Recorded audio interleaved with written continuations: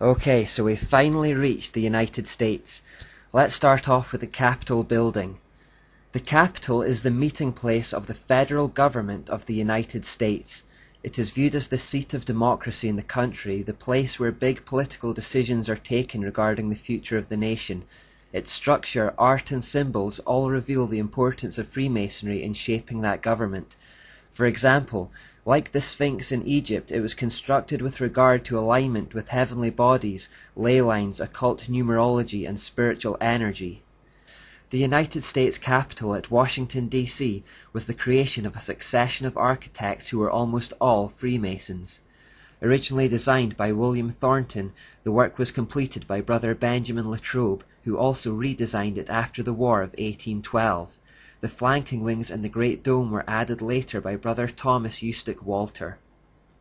It was George Washington himself who laid the cornerstone with full Masonic regalia and ritual. The cornerstone of the U.S. Capitol building was laid with Masonic honors on September 18, 1793, under the auspices of the Grand Lodge of Maryland. At the ceremony, President George Washington presided. Worshipful Brother Washington was assisted by Joseph Clark, Grand Master of Maryland, Elisha C. Dick, Master of Alexandria Lodge No. 22 of Virginia, and Valentine Reinsel, Master of Lodge No. 9 of Maryland. Not just the Capitol, but the geographical layout of the whole of Washington, D.C. was carefully designed, and the Capitol itself is just one component. Take a look at this photo and notice its relation to the Washington Monument, one of the most famous obelisks in the world. Notice how similar this is to the Vatican's layout. This exact same layout can be found in Paris also and many other cities. Why this configuration? The key to this is perhaps the dome, which dominates these buildings. In many ancient cultures, the dome shape represented the female principle or the womb, when you have the male principle, which is the obelisk, connected to the female principle. It was believed by occultists that a third entity, a kind of spiritual energy, is produced. We've already seen that idea in the square and compass logo. In occultism, the idea is also quite prevalent that certain shapes and colors either create or diffuse energies.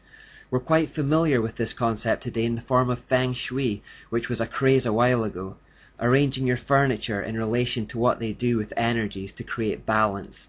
You can think of this kind of arrangement between the obelisk and the dome as a kind of Feng Shui designed to generate a spiritual power.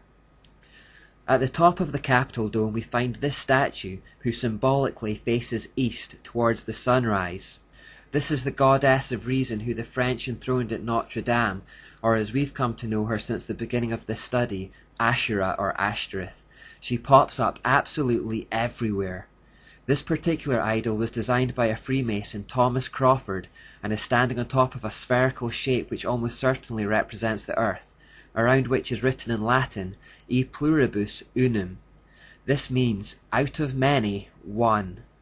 Now remember, there's always a light side and dark side to every symbol, so the lighter good meaning for public consumption is calling for the unity of the American people, which was made up of immigrants.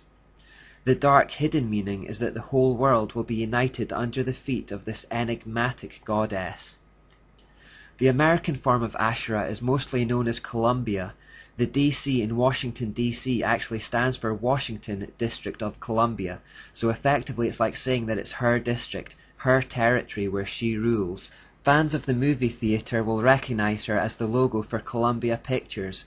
She is often thought of as the Spirit of America. Note how she holds an illuminating light in her right hand. And I never really noticed this, but it could also be argued that she stands on top of a pyramid-type structure. Now if we go inside the Capitol and look up at the dome, we see this.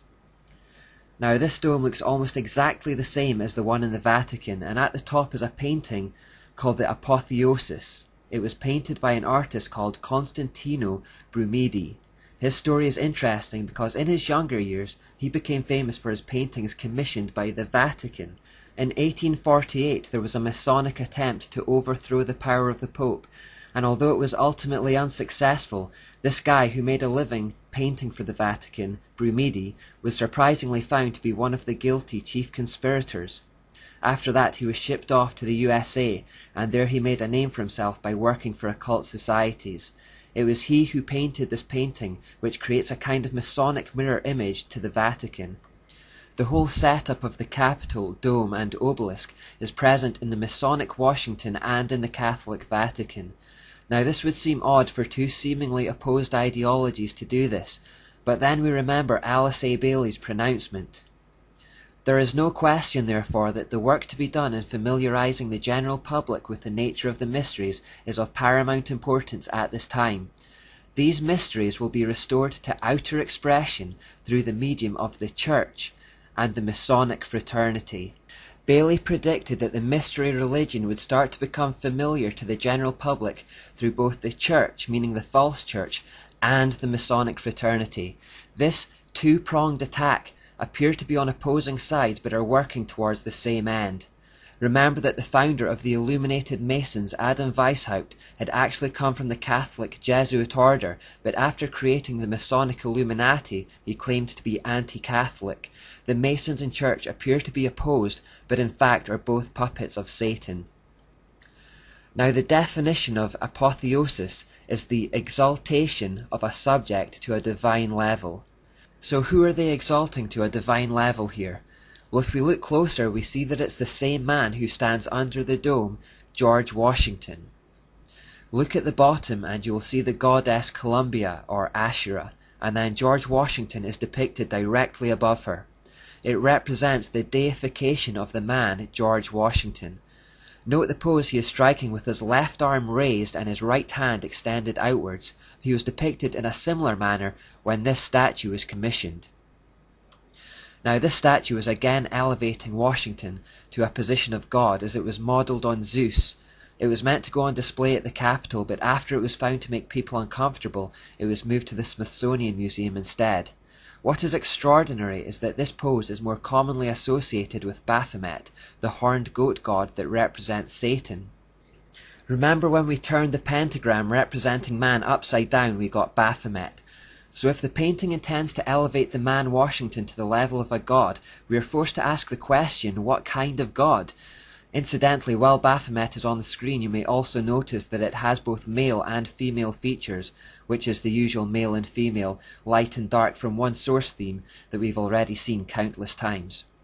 If we go back to the painting one more time, we see that the other figures that surround Washington are also ancient gods and goddesses from pagan mythologies, the likes of Atlantis, Venus, Vulcan, Ceres and Minerva, all in reality just demons looking for worship. Directly beneath the dome is the Capitol's crypt, and on the center of the floor there is a bronze sun symbol. This symbol is geographically the literal center of Washington, D.C., and all street addresses are attributed in relation to it. You will actually find many pagan gods littered all around the Capitol building. This is just one final example representing Mars to be found near the entrance.